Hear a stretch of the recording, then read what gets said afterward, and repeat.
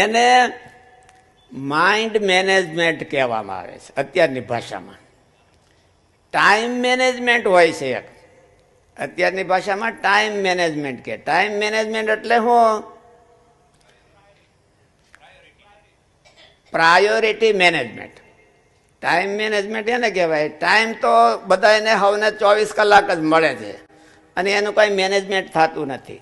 Money management હોય તો હંધાઈને પૈસા જુદા જુદા મળતા હોય છે. કોઈને ઢગલો હોય ને કોઈને ઓછું હોય, કોઈને ફાંકા હોય. એટલે એવું હોય તો એમાં મેનેજમેન્ટ કરે તો ટેન્શન ન વધે. એને ઓછા પૈસા હોય તો ટેન્શન ન વધે, ને ઝાઝા હોય તો વધી જાય. મેનેજમેન્ટ ન હોય તો એમ, એટલે એને મની મેનેજમેન્ટ કહેવાય. એવી રીતે ટાઈમ મેનેજમેન્ટ અત્યારની ભાષામાં ગણાય છે. સમજ્યા? તો ટાઈમ મેનેજમેન્ટ શું કરો ભાઈ? હવે 24 કલાક છે ને 24 કલાક વાપરવાના છે. એમાં આપણે શું કરવાનું? એમાં કઈ એક મેનેજમેન્ટ કરે એટલે વધી જાય ને ઓલું કરે એટલે ઓછા થઈ જાય એવું ન હોય. એટલે એને પ્રાયોરિટી મેનેજમેન્ટ કહે છે. પ્રાયોરિટી મેનેજમેન્ટ એટલે ટાઈમ મેનેજમેન્ટ. પહેલા જે ઇમ્પોર્ટન્ટ મહત્વના કાર્યો હોય એ કરી લે તો એને ટાઈમ મેનેજમેન્ટ કર્યું કહેવાય. માણસના કાર્યો હોય આખા દિવસના આપણા, એમાં કેટલાક બહુ મહત્વના હોય છે અને કેટલાક ઇમરજન્સી હોય છે, કેટલાક કોમન હોય છે. આ 3 પ્રકારના હોય. ઇમરજન્સી હોય કે ભાઈ શરીરની બધી જે ક્રિયાઓ છે એમાં તમે ફેરફાર બહુ કરી શકાય નહીં.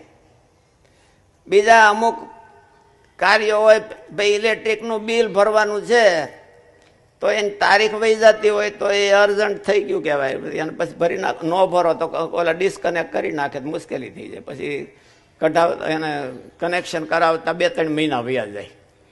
એટલે એ બધા અર્જન્ટ કાર્યો કહેવાય. એટલે અર્જન્ટ હોય એ પહેલાં કરી લેવાના. પણ ઇમ્પોર્ટન્ટ હોય જે બહુ મહત્વના, કે એમાં આપણા જીવનું કલ્યાણ કરવું છે તો એને માટે હોતે થોડુંક કરી લેવું, એ ઇમ્પોર્ટન્ટ હોતે વિચાર કરે તો એને ટાઈમ મેનેજમેન્ટ કહેવાય. પણ ટાઈમ મેનેજમેન્ટની હારે માઇન્ડ મેનેજમેન્ટ કરવું એવું હોતે એક કોન્સેપ્ટ છે. માઇન્ડ મેનેજમેન્ટ એટલે શું? તો કે સત્વગુણ હોય ત્યારે ધ્યાન કરી લેવું અને તમોગુણ હોય ત્યારે એવી ભક્તિ કરી લેવી અને રજોગુણ હોય ત્યારે એ પ્રકારની ભક્તિ કરવી. એને માઇન્ડ મેનેજમેન્ટ કર્યું કહેવાય. પોતાના મનનું મેનેજમેન્ટ. મન તો છે એવું ને એવું રહેવાનું છે, એક દીમાં કાંઈ ફેરફાર થઈ જવાનો નથી. પણ એને મેનેજમેન્ટ કરે તો ભક્તિ સારી થઈ શકે ખરી. અને એને આખો દિવસ છે એ ભજન સ્મરણમાં જાય ખરો. એને માઇન્ડ મેનેજમેન્ટ કહેવાય. એટલે માઇન્ડ મેનેજમેન્ટ છે એને મહારાજે બ્રહ્માનંદ સ્વામીના પ્રશ્નના જવાબમાં શીખવાડ્યું છે. એને માઇન્ડ મેનેજમેન્ટ કહેવાય.